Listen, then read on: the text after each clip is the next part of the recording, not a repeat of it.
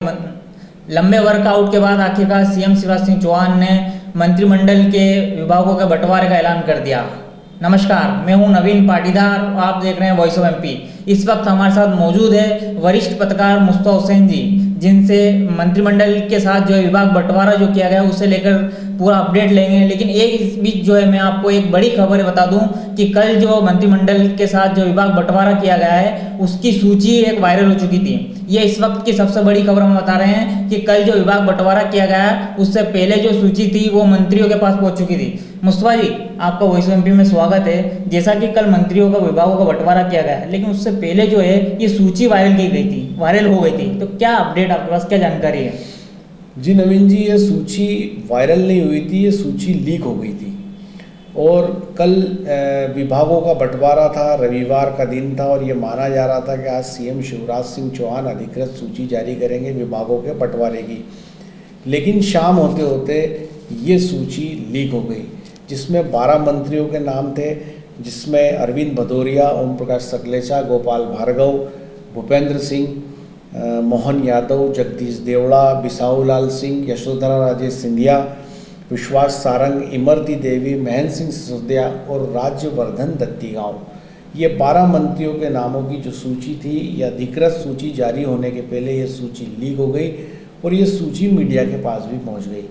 लेकिन इसमें कई नामों पे जो आखिरी समय तक खींचतान चल रही थी और आखिरकार रात 12 बजे ये सूची फाइनल हुई और उसके बाद ये अधिकृत सूची जारी हुई। तो ये खबर बिल्कुल ठीक है कि कल सूची जारी होने के पहले लीक हो गई और वो मीडिया में वायरल होने लगी। तो ये बड़ी बात है, बड़ा घटनाक्रम है, क्योंकि 2 जुलाई को मंत्रिमंडल का विस्तार हुआ था। तब से लगातार लोगों को इंतज़ार था कि विभागों का बंटवारा कब होगा और आखिरकार वो विभागों का बंटवारा कल हुआ और कल मंत्रियों को उनके विभाग सौंपे गए। आज कैबिनेट की मीटिंग है और ये भी माना जा रहा है कि आज पहली कैबिनेट मीटिंग जो होगी विभागों के बंटवारे के बाद, उसमें सरकार मध्य प्रदेश में जनहित को लेकर काफ़ी बड़े फैसले ले सकती है और आज की इस कैबिनेट पर सबकी निगाहें हैं। जी नवीन। हाँ मुस्तफा जी, इस विभाग बंटवारे में सबसे ताकतवर कौन नजर आया? देखिए नवीन, इस पूरे मामले को यदि हम नज़दीक से देखें, इसका विश्लेषण करें, तो ये पाएंगे कि पूरी तरह बाजी सिंधिया ने मारी। ज्योतिरादित्य सिंधिया जैसा चाहते थे वैसा ही मंत्रिमंडल में विभागों का बंटवारा हुआ, जिस कारण से सूची लटकी हुई थी। जितने ज़्यादा दिनों तक इस पे माथापच्ची चलती रही, उसके बाद जो उसका निकल के जो सूची सामने आई, उसमें साफ तौर पे दिखाई दे रहा है कि पूरी ताकत में सिंधिया समर्थक मंत्री रहे।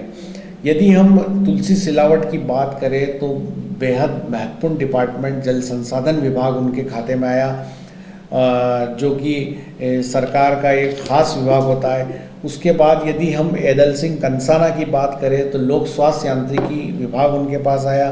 गोविंद सिंह राजपूत को परिवहन और राजस्व विभाग मिले। और बृजेंद्र प्रताप सिंह की यदि बात करें तो खनिज जैसा महत्वपूर्ण विभाग उनके पास आया। इमरती देवी महिला बाल विकास मंत्री बनी और प्रभुराम चौधरी को लोक स्वास्थ्य और परिवार कल्याण मंत्रालय मिला। वहीं महेंद्र सिंह सिसोदिया को पंचायत और ग्रामीण विकास और प्रद्युम्न सिंह तोमर को ऊर्जा।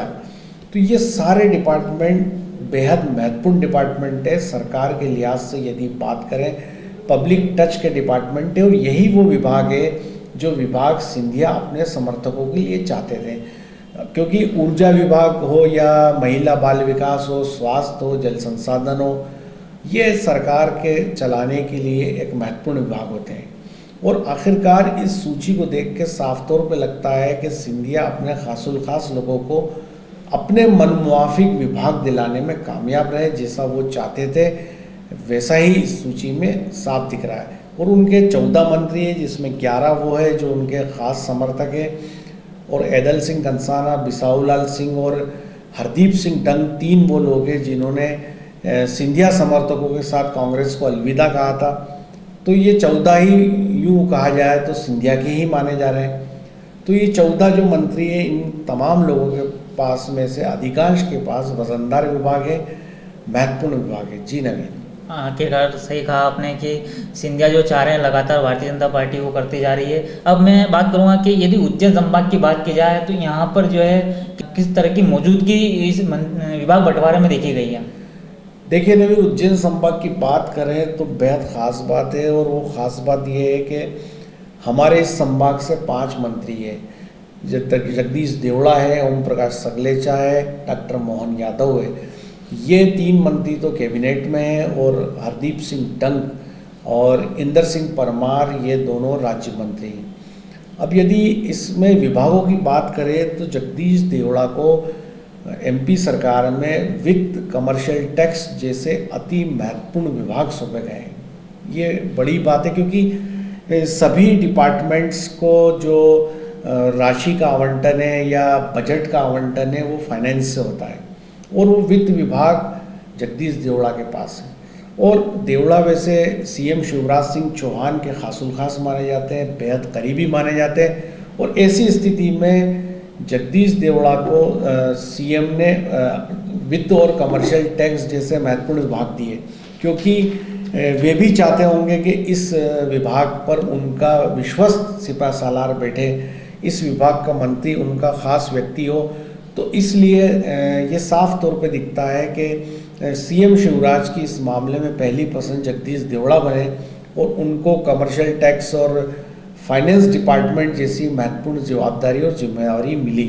और ये एक ऐसा डिपार्टमेंट है जिससे कमोबेश दूसरे सारे विभागों के मंत्रियों को काम होता है, क्योंकि अलाटमेंट फाइनेंस से ही होता है। तो निश्चित तौर पे जगदीश देवड़ा की शिवराज कैबिनेट में एक ताकतवर प्रेजेंस दिखाई दे रही है, और वे उज्जैन संभाग से है, तो इस संभाग का भी इसमें महत्वपूर्ण मौजूदगी साफ तौर पे दिखाई दे रही। उसके बाद यदि ओम प्रकाश सगलेचा की हम बात करें तो उनको सूक्ष्म और लघु उद्योग मिला है, और विज्ञान और प्रौद्योगिकी मिली है। ये दोनों ही विषय ओम प्रकाश सगलेचा के प्रिय विषय रहे हैं, और उन्होंने इन दोनों ही विषयों पर काफ़ी काम पहले किया है। और जो उनका एक मंसूबा था, एक सपना था कि नीमच जावट औद्योगिक हब बने, इंडस्ट्रीज़ खुले, तो ये वो डिपार्टमेंट है जिसमें ये काम आसानी से वे कर पाएंगे।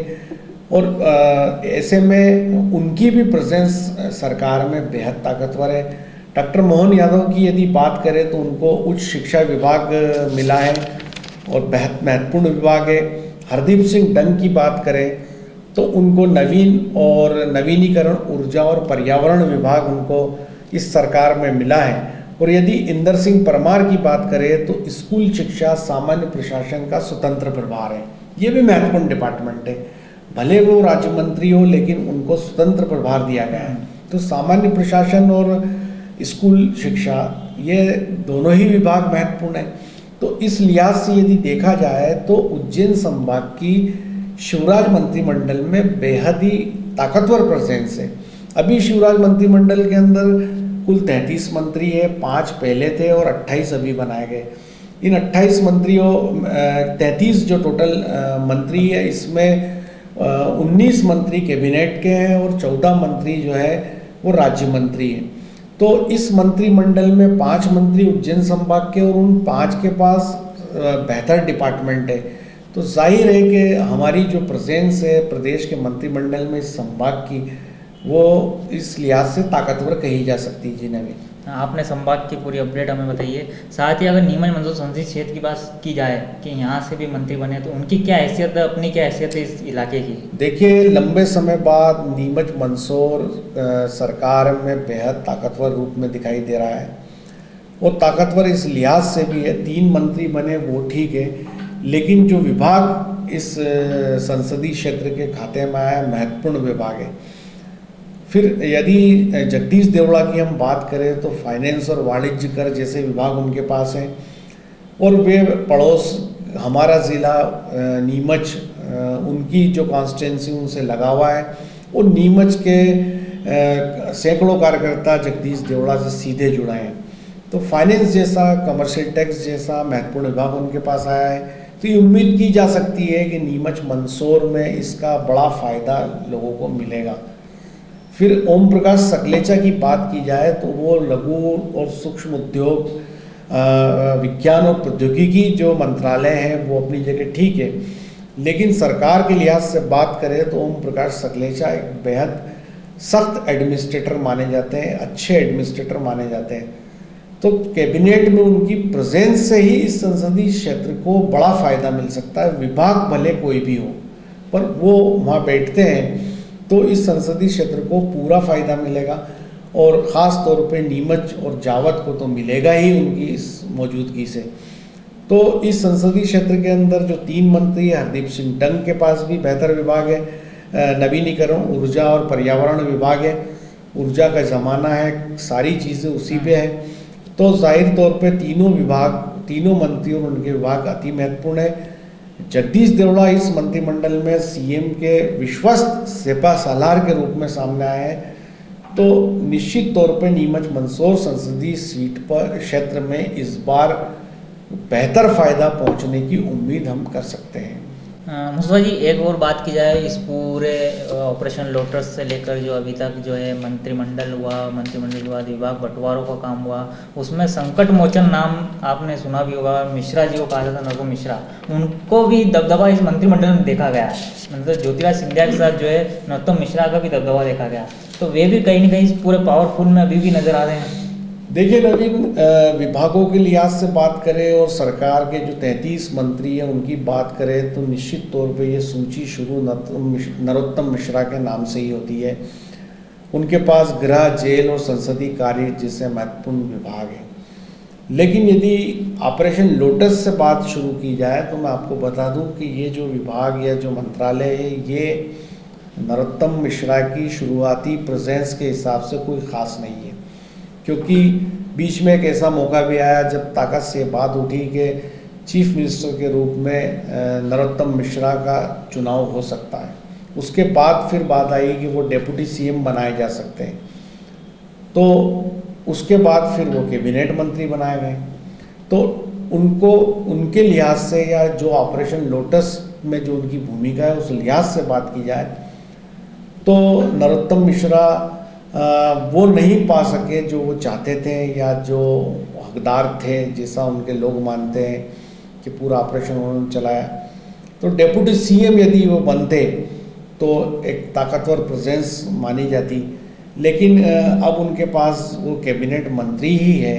ये ठीक है कि उनके पास अति महत्वपूर्ण विभाग है और सीएम के बाद उनको ही सबसे कद्दावर और ताकतवर माना जाता है, लेकिन इससे बेहतर वो यदि वो डेप्यूटी सीएम या कुछ होते तो उनकी प्रेजेंस और मजबूत इसमें दिखाई देती। एक और ख़ास बात यह है कि इसमें यदि सूची का गहराई से अवलोकन किया जाए तो इस सूची में सीएम शिवराज सिंह के सबसे विश्वस्त और करीबी और वजनदार डिपार्टमेंट के 2 मंत्री दिखाई देते हैं, जिसमें एक तो भूपेंद्र सिंह है जिनको नगरीय प्रशासन विकास विभाग दिया गया है, वे भी शिवराज सिंह चौहान के करीबी है, और दूसरे जगदीश देवड़ा है जिनको वित्त और कमर्शियल टैक्स दिया गया है। ये मंत्रिमंडल की ऐसी सूची है जिसमें बड़ी संख्या में शिवराज समर्थक इस सूची से गायब है, उनका नाम इस सूची में नहीं आ पाया। जो नाम आए हैं वो गिनती के हैं, जो खासुल खास सीएम शिवराज के माने जाते हैं। उनमें 2 नाम ये हैं, जगदीश देवड़ा और भूपेंद्र सिंह, और इन दोनों को महत्वपूर्ण विभाग मिले हैं। चूँकि सीएम के जो करीबी माने जाते हैं वे बेहद कम लोग थे, तो उनको अच्छा डिपार्टमेंट मिलना ही था, और इन दोनों लोगों को महत्वपूर्ण डिपार्टमेंट मिला है। लेकिन सही मायने में मंत्रिमंडल में विभागों को सिंधिया ने लूट लिया, ये कहा जाए। पब्लिक टच के और वजनदार डिपार्टमेंट जितने भी थे वो तमाम सिंधिया समर्थकों के पास चले गए। जी नवीन।